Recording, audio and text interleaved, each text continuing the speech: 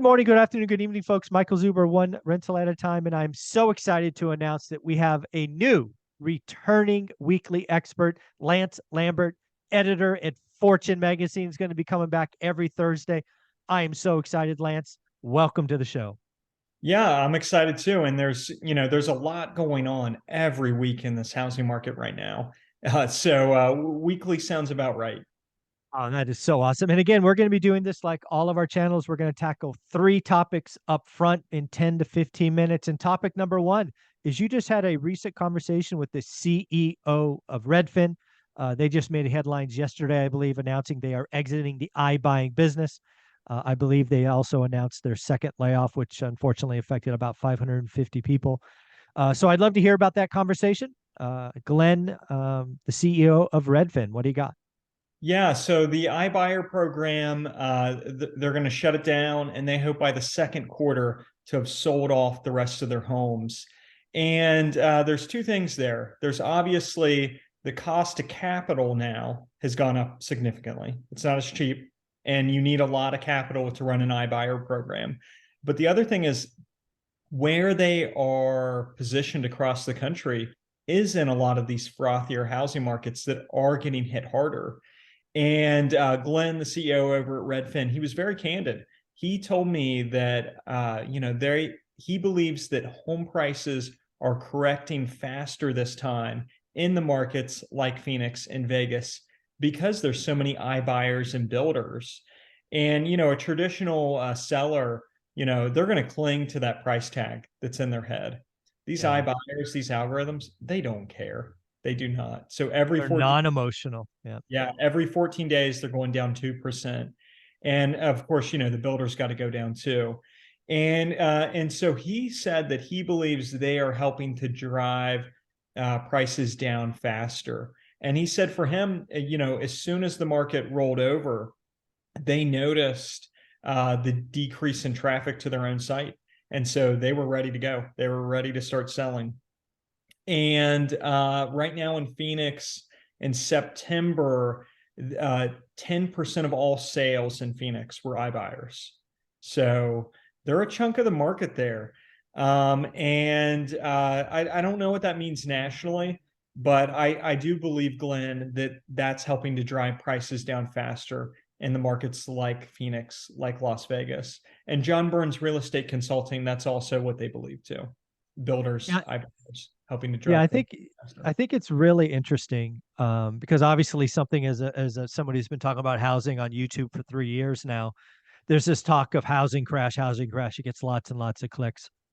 I broke down, I don't know, I think 9 or 10 months ago, talking about Boise being, if you wanted 20% correction, this feels like a market that was possible.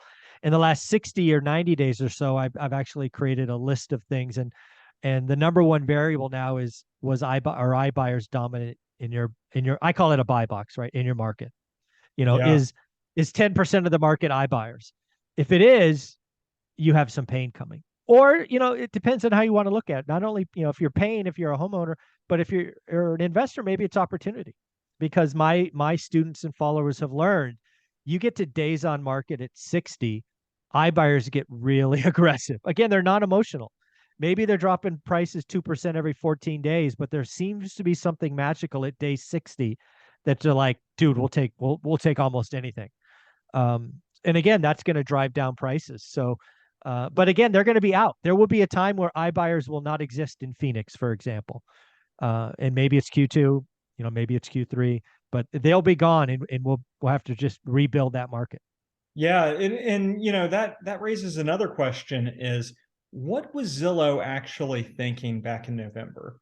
They shut down in November, and if you go back and you look at the charts at the time, that is the month where the Fed started to realize, oh, this isn't as transitory as we thought. And Yeah. so we were at 6% with the CPI, and the unemployment was at like 3.5. Every time that's happened in history, the Fed's, moved into that inflation fighting mode. So I wonder there, they were obviously overpaying for homes. They thought they were going to compete with Open Door, and they ramped up faster than they should have. which it's mind boggling to see even listings near my house that they bought and sold for a loss in 2021. I don't know how that's possible. I don't know how you could buy in That is 2020 definitely overpaying. and sell for a loss. But I do know that Zillow lost big, but I believe that if they had not gotten out, they would have lost really big. Yeah, This I think you're absolutely right. I think they lost like almost $700 billion or something just crazy. And they left near the peak. I mean, if you look at the peak for a lot of these markets, they got out near the peak. If they would have done it now, and they already lost so big. Um, I can only imagine. And they did sell all their homes at essentially the peak of the market, which is yeah. that's interesting. And when I talked to their COO back in May, Jeremy's his name, he had said, obviously the issues with the algorithm and being able to forecast prices, but he also said it was the capital risks and how much capital you had to have set aside. And they just made a decision that, it wasn't the right business to be in long term because you had to have everything go so right. And at the end of the day, the margins were still small. Yeah, Um, it's what I always thought was real funny, Lance, is the best 2 years to run an iBuying model was 2020 and 2021. The market bailed you out, right? You yeah, were adding a point of appreciation or whatever it was, seemingly every 4 weeks. So even bad flippers made money. You had to really you make money in this business buying when you buy. They just had to be over their algorithms, their buying model was just wrong. yeah. And so it's in a lot of this is across the economy. It's these things that, their business, if it relied on really cheap capital, now they're in a pinch. The cost of capital has gone up. So how can savvy investors kind of find these opportunities throughout the economy? I think there's opportunities coming Me too. in one way or another. Real estate's going to be one of the trickier ones because the stories are going to vary so much across the country. And there's also a question of, incomes are still rising fairly fast. And, so it'll be interesting to see how this kind of plays out. Yeah. Any hint? So Zillow's out, Mhm. Redfin's out, Open Door, I keep joking, will be closed door. I mean, I just saw a statistic that Sacramento 70, I think it was 76% of their listings are listed below their purchase price, which doesn't sound like a good idea. So I mean, is anybody going to be left in 9 months? Well, the nice thing for Zillow is, okay, they get out and they still have their premium agent business, which has a good margin, right? Yeah, And sure. and now my feature that I wrote back in May for Fortune Magazine was, the housing correction was essentially going to throw cold water on their comeback plan. And I think their premium agent business is going to go down a lot here because a lot of agents are leaving. But Redfin still has their core brokerage business. What does Open Door have if they get out? You know, Yeah. it, I you think know, that's a great point. What I've said publicly is Open Door has like, I mean, the door is closing. There's a crack of daylight. The only choice they have is to pivot to become a landlord or sell off to a private equity, saying, "Take my inventory, let's turn these into rentals." And that's not going to be a great idea because, again, I think rentals are increasing right now. and they're Um, in the wrong markets for the rentals. exactly, they're in Those the are the wrong market. markets where there's the most downward pressure potentially on rents. That Yeah, rent story is going to vary so much across the country, but they're in the worst markets for it. yeah. So Open Door, again, my opinion, not yours, is a bankruptcy waiting to happen. It's the closed doors coming. I don't think they're a standalone entity. I don't think they're on the stock market. If they are, it's the pink sheets in 9 or 12 months. It's Yeah. they don't have another revenue stream. Yeah, and I mean, I don't have an opinion there. Sure. Maybe, now all their competitors are driven out, and maybe this is an opportunity Maybe they for them can to buy start. better. And I don't know. Yeah, yeah. uh, no Then comment. Will be that fair. That's probably smart of you to say. So let's go back to the conversation with Glenn, CEO of Redfin. Mhm. Did he give you any indications that this is, we're pausing, but we're going to come back, or is this over? Any kind of thought about possibly revisiting this in the future? Yeah, I should say that I just wrote that story up last week, Mhm. but the interview was like 5 or 6 weeks ago. Okay, It was right around when mortgage rates had went to 7 for the first time. He got was it. fairly somber, but he was very candid. It was one of the he relative to other CEOs, he was very open about things. One other thing he thought, or that I thought was interesting from it, was that he had said that the religion is broken now with housing and home prices, and Okay. essentially, especially for investors, they know that home prices can drop, Mhm. having gone through the last episode. And so that probably is why, if they have liquidity risk and, they're jumping, right? Yeah. They're gonna I, move I fast. read that piece. I read your piece. What he's really referring to, I believe, is Glenn was referring to the 2008, we'll just call it that crisis, proved that housing doesn't go up always. So Yeah. now that it is cracked, and again, as he admitted, he's causing some of that pain in local markets. People are quick to believe. Last time maybe they didn't believe it, but now they don't have to be convinced. Is I think what he's referring to. Is that fair? Yeah, I think that's right. And also, this is me reading into it, Sure. and just what I personally see. But I think if you didn't have the last crash, I think people would have even went crazier during this boom. Like that Oh, almost held people back a little bit. well, lending certainly held people back. Our lending criteria was way different this time. Yes. Well, yeah, that too. But those lower rates, people could have even taken on more and done even more crazier stuff. Yeah. And it was, I mean, and the crazy stuff was a little more isolated this time too, I think. Yeah. Yeah. Well, there was It's certainly it's hard to read into it. yeah, iBuyers added again localized. We're talking about localized pain, but there was localized greed or whatever you want to call it on the other side. They forced up an extra 10 or 15% that now we're giving back, and we'll probably get back more of that in some markets as um, buyers get hurt with demand destruction, but also psyche, right? Yeah.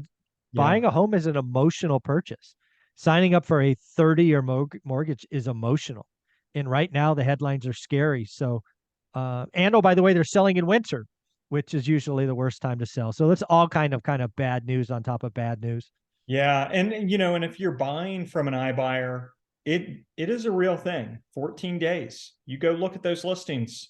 It's 14 days. So, you're Yeah. getting a look, I wouldn't be buying from them on the 12th day.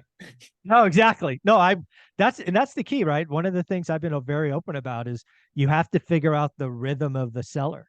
And I was buying from banks way back in the last crisis, and I knew what their limits were. Well, they'll do 11% below list, but they won't do 12. Well, guess what? All my offers were 11% below list. It's Yeah. just once you figure it out, you just play by the rules. So 2%, 14 days. I like it.